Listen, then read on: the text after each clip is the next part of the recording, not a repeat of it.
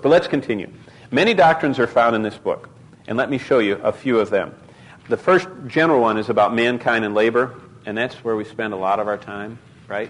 Most of us working people spend more time working than we spend any other block in our life. Of 168 hours a week, we spend a fourth or more working and then time getting there and back. But number one, our letter A, labor is God's gift to us. Listen to Ecclesiastes 2:10. Whatever my eyes desired, I did not keep from them. I did not withhold my heart from pleasure, for my heart rejoiced in all my labor. Listen, and this was my reward from all my labor. Here's another one, Ecclesiastes 5:18. You might want to write in there. So what I have seen, it is good and fitting for one to eat and drink and to enjoy the good of all his labor in which he toils under the sun all the days of his life, which God gives him, for it is his heritage. Did you know that labor is good? I don't know about you, but when I get done mowing the lawn, I love to look at the straight lines. And when I get all done with taking the trash out the curb, it's kind of nice that that hole where it was all piled in the garage is empty. And when you get the whole approach swept off, it's nice that it's clean. You know, you enjoy the product of your labor. It's fun to empty the dishwasher. It's fun to get them all back in there and get the cupboards. You know what I mean? Just that's some of the simple joys in life. And some people don't like anything. I don't like to, the leaves all fell again. Now I have to rake them. And, the lawn grew again. That's part of life. Part of living in a cursed world is we have to work. And so God gave us labor as a good gift to us. Secondly, labor must be enjoyed. Chapter 2, verse 24. Nothing is better for man than that he should eat and drink, and that his soul should enjoy good in his labor. Listen, this also I saw was from the hand of God. You can, if you don't get anything else done in the day, then doing all your labor to the glory of God. And I mean, if you don't pass out a single tract, if you don't, send an extra $1 to any missionary, and if you don't even get to witness to anybody, if you still did your work that you're supposed to do. This, verse 24 of chapter 2 says, is from the hand of God. Thirdly, this book says labor is hard. I mean, there's no getting around it. Verse 23 says, all his days are sorrowful, work is burdensome. Even at night, his heart has taken no rest. This is vanity. So labor is hard. I mean, this book, nothing novel here. It's just kind of reiterating truth that because of the curse, out of the sweat of our brow we labor. Number 4, labor is temporal.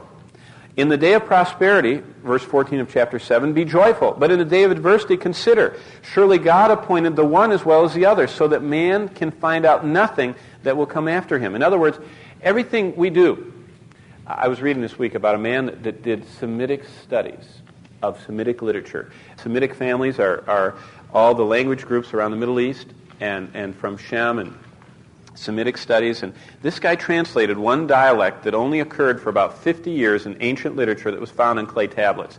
He spent his entire adult life, 40 years, doing the philology and all the work on the basic structure of the language, and then finally he got all the nuances down, and finally he made a translation of it, and he had his final manuscript in his office. And he turned on his hot plate, and he got his little teapot, and he went out to the university place to get some sugar or something for his tea, and his hot plate malfunctioned, and his manuscript started on fire. By the time he got back, all his 40 years of research in his manuscripts were all burning, and by the time they put them out, the ink ran on them, and they were unpublishable. I read that this week. I thought, work is temporal. That was pre-computer, and so he had no copy of it. And I thought about this verse, and I thought about, we see how temporal our work is, and only what's done for the Lord lasts forever, but we should enjoy. And that man, the moral of the story was, he says, but you know what, I don't care if it burned. He said, I still enjoyed spending 40 years tracking that Semitic language down. He said, I spent my whole life doing it, and I enjoyed it.